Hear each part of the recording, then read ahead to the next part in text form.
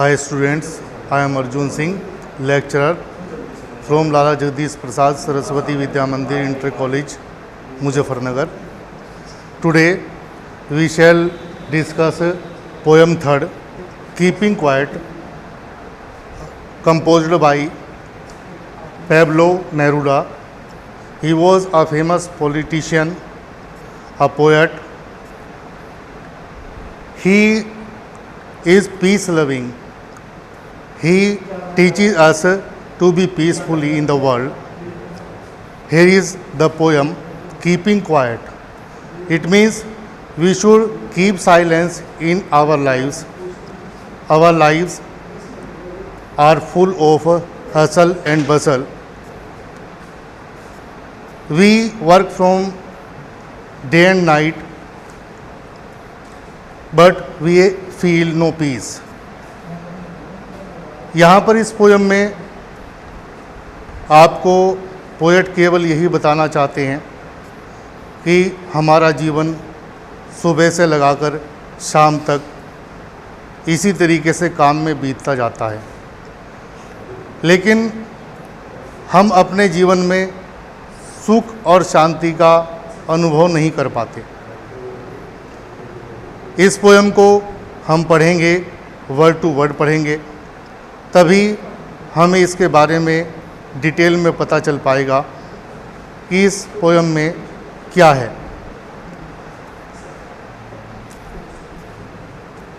जो पोयम की first line है कि now we will count to 12 and we will all keep still. It means we have 24 hours in a day. We work about 12 hours in a day, but the remaining 12 hours are also engaged in thinking, but we have no time to think about ourselves. So we should have time to think about ourselves. मतलब यही हुआ कि अब हम 12 तक की गिनती करते हैं and we will all keep still, और इस दौरान हम बिल्कुल शांत रहेंगे। इट मीन्स हम कुछ भी नहीं बोलेंगे। Next, for once on the face of the earth let us not speak in any language.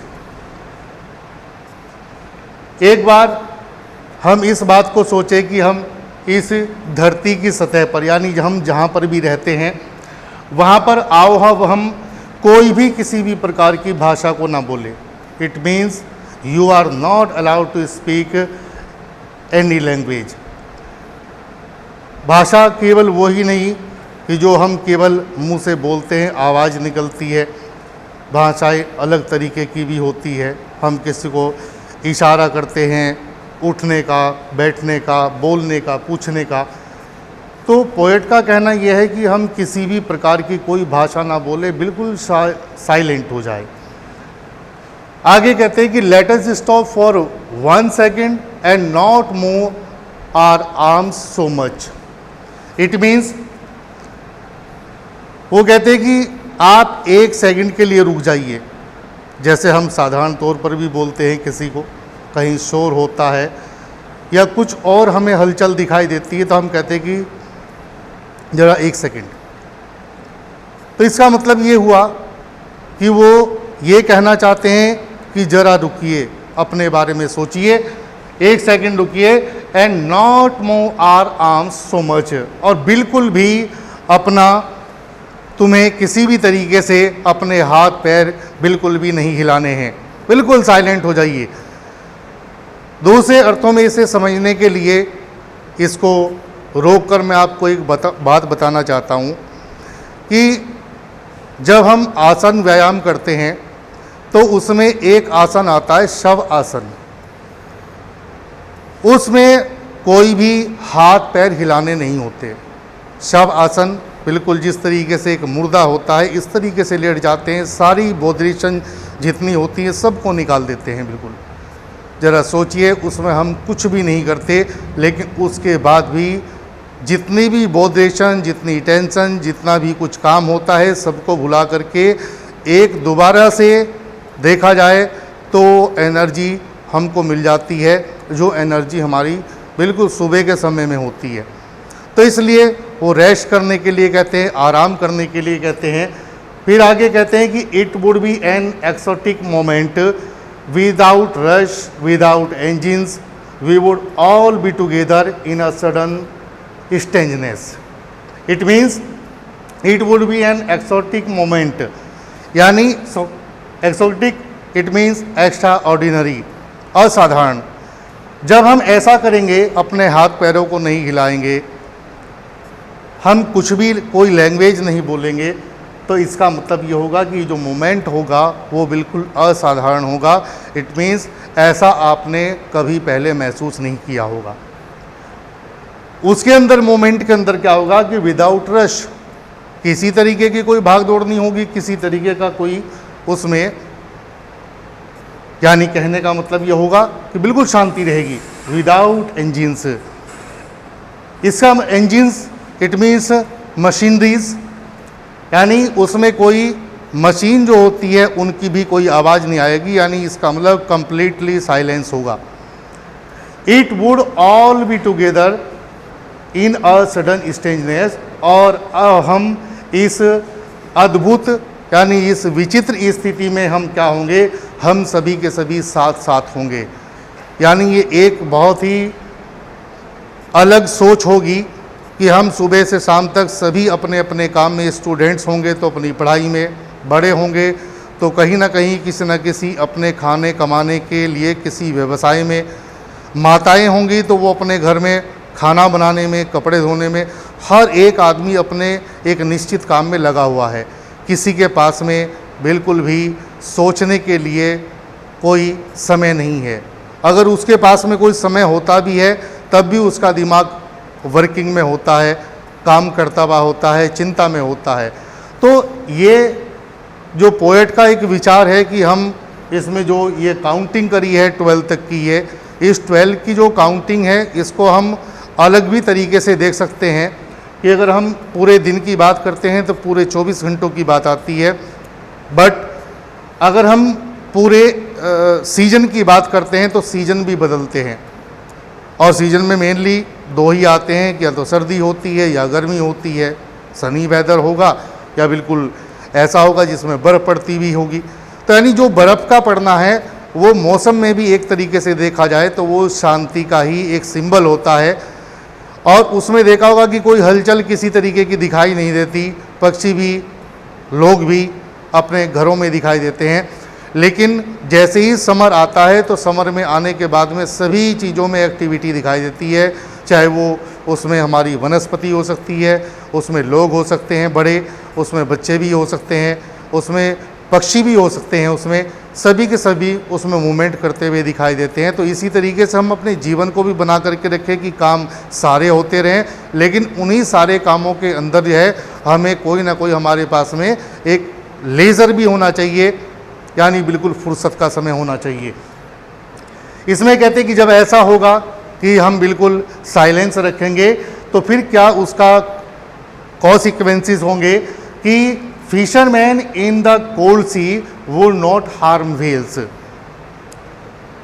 Generally आप देखते हैं कि जो मछुआरे होते हैं वो बिल्कुल ठंडे समुद्र में भी मछलियां पकड़ने के लिए जाते हैं, लेकिन जब ये एक तरीके से मिल करके एक शांति को हम बनाएंगे तो उसमें क्या होगा कि जो मछुआरे होंगे उस ठंडे समुद्र में वो भी किसी व्हेल को कोई नुकसान नहीं पहुंचाएंगे, वो भी बिल्कुल आज़ादी से इसी तरीके से घूमती भी होगी बिना किसी डर के।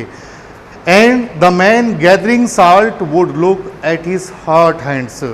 इट मीन्स वो इंसान जो समुद्र के किनारे नमक इकट्ठा करता हुआ होता है, अब आपको पता ही है कि नमक हमारी स्किन के लिए एक तरीके से उसको गलाने का काम करता है। जब भी कोई पशु मर जाता है उसको दबाते हैं तो उसके साथ में नमक डाला जाता है ताकि वो बिल्कुल अच्छी तरीके से गल जाए। तो जिसका काम ही नमक हटाने का होगा, इकट्ठा करने का होगा, तो ज़रा सोच करके देखिए, इमेजिन करिए कि उसके हाथ किस तरह के हो जाएंगे, उनमें जख्म हो जाते हैं।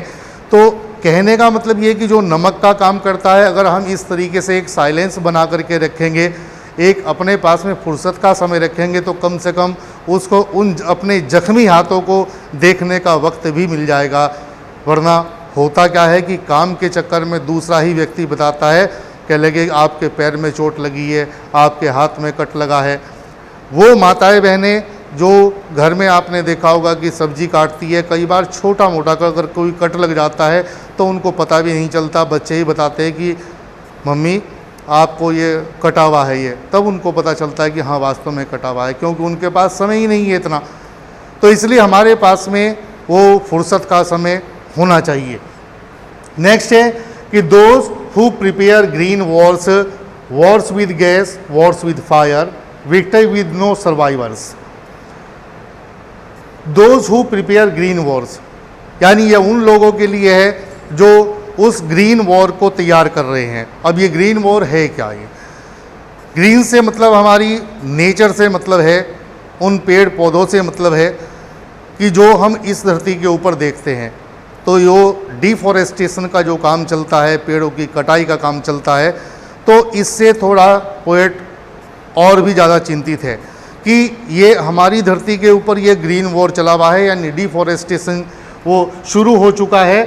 तो उसके बारे में कहते हैं कि वॉर्स विद गैस, कुछ वॉर ऐसे हैं जो गैस से होते हैं, वॉर्स विद फायर, कुछ वॉर ऐसे होते हैं जिनमें आग दिखाई देती है, और फिर कहते हैं कि विक्ट्री विद नो सर्वाइवर्स, और वो विक्ट्री तो मिलती है उनको जो है, लेकिन किसके ऊपर जो है, कोई जीवित व्यक्ति नहीं रहता, यानी जिसको ये कहा जा सके कि आपने अगर ये जीत हासिल करी है तो किसके ऊपर करी है, हम लोगों को मार देते हैं, मुर्दों के ऊपर विजय पाते हैं हम।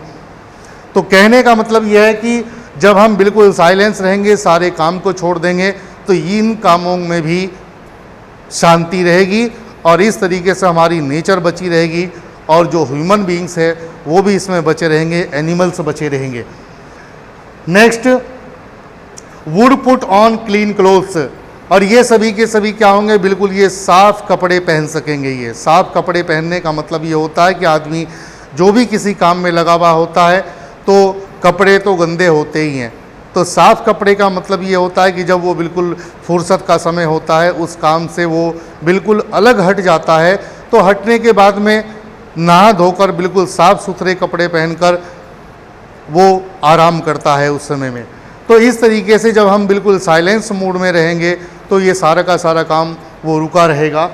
इसके बाद कहते हैं कि and walk about with their brothers in the shade doing nothing, and walk about with their brothers. जब ये सारा काम रुक जाएगा तो उनके पास में अपने भाइयों के साथ में घूमने का एक अवसर होगा उनके पास में। वो कहाँ घूम सकेंगे? इन द शेड, जो छायादार वृक्ष हैं, जो पेड़ हैं, उनके नीचे वो बैठ सकेंगे। डूइंग नथिंग, और किस तरीके से बैठेंगे? कुछ भी ना करते हुए, यानी उनके पास में कोई उस समय बिल्कुल काम नहीं होगा। आपने इस कोरोना काल में देखा होगा कि लोगों के पास में बहुत अनुभव आए, जहाँ बिल्कुल कड़वा अनुभव रहा है, लोगों के रोजगार के ऊपर प्रभाव पड़ा, लोगों के बच्चों के खास तौर से स्टूडेंट्स की पढ़ाई के ऊपर फ़र्क पड़ा। लेकिन वहीं पर कुछ चीज़ें ऐसी थी जो हमने कभी अनुभव ही नहीं करी और वो हमें अनुभव करने को मिली। घर में जो ऐसे थे कि दूर दराज में कहीं नौकरी करने वाले थे, उनके साथ में एक लंबा समय बिताने को मिला। परिवार लगा कि वास्तव में कि परिवार हमारा कितना बड़ा है, कितने लोग इसमें रहते हैं, किसकी नेचर किस तरीके की है और कौन हमें कितना प्यार दे रहा है। तो जब हमारे पास फुर्सत के पल होते हैं तो हम उसमें अनुभव बिल्कुल अलग ही महसूस करते हैं, और वो जो हमारा एक्सपीरियंस होता है वो बिल्कुल ही इस मेटेरियलिस्टिक वर्ड से हटा करके बिल्कुल, और एक तरीके से देखा जाए तो बिल्कुल सुपर नेचुरल फील होता है उसमें। तो इसमें इसी बात को अगर हम देखा जाए तो ये भी कहा जा सकता है कि इंसान के ज़िंदगी में, उसके जीवन में ये खाली समय होना बहुत ज़रूरी है। जब भी हम बात करते हैं किसी एक कल्चर्ड सोसाइटी की, तो उसमें सीएम जोड़ने भी जो है 3 बातें बताई हैं कि इंसान के पास में क्या होना चाहिए। सबसे पहली जो है उसके लिए बात करी है, एक सोसाइटी की बात करी है, जो सबसे पहली सोसाइटी हमारा परिवार होती है। दूसरी उन्होंने बात करी है उसमें कि हमारे पास में एक तरीके से सिक्योरिटी भी होनी चाहिए, यानी जिसको हम कहते हैं कि सुरक्षा हमारे पास में होनी चाहिए। और एक सबसे उसमें ज़रूरी, सबसे महत्वपूर्ण जो चीज़ बताई है, जो इन पोएट ने, जो पैब्लो नेरूदा है, उन्होंने जिसके ऊपर ये पोयम लिखी है, वो उन्होंने बताया कि लेज़र, अगर लेज़र हमारे पास में नहीं है तो ये मान के चलिए कि हमारे पास कुछ भी नहीं है। अपने लिए समय निकालना, अपने बारे में चिंतन करना, ये सबसे इंसान के लिए ज़रूरी बात होती है। तो जो आगे का टेक्स्ट है उसको हम आगे और लेकर के चलते हैं।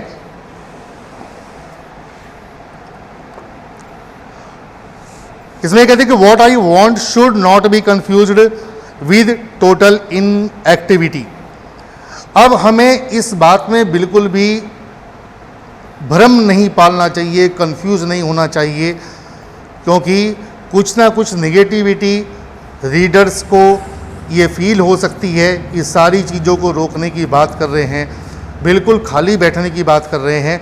तो कहते हैं कि बिल्कुल इसमें कोई भी ये भ्रम ना समझे कि ये तो बिल्कुल ही निष्क्रियता है, इनएक्टिविटी है, इसमें तो कुछ काम ही नहीं हो रहा है, सारे काम रोक दिए गए। Life is what it is about. जो भी हम बात करते हैं इसके बारे में, किसी के बारे में बात करते हैं, वही जीवन है। आई वॉन्ट नो टक विद डेथ। और कहते हैं कि मेरा संबंध कहीं दूर दूर तक भी मृत्यु से नहीं है, क्योंकि जब हम कोई बात कहते हैं तो अर्थ लगाने वाले उसके कई अर्थ लगाते हैं उसके, लेकिन उसका कोई भी लक्ष्य, किसी भी तरीके से कोई भी वास्ता, मतलब उसका यहाँ पर मृत्यु से नहीं है। If we were not so single minded about keeping our lives moving. हमें अपने जीवन को चलाने के लिए, इसको चलते रहने के लिए, हमारे लिए सबसे ज़रूरी चीज़ होती है कि हम अपने आप को, जो अपना दिमाग है, वो केवल एक चीज़ में लगा करके रखें, and for once could do nothing. और इस समय में हम क्या करें, कुछ भी ना करें। Perhaps a huge silence might interrupt this sadness.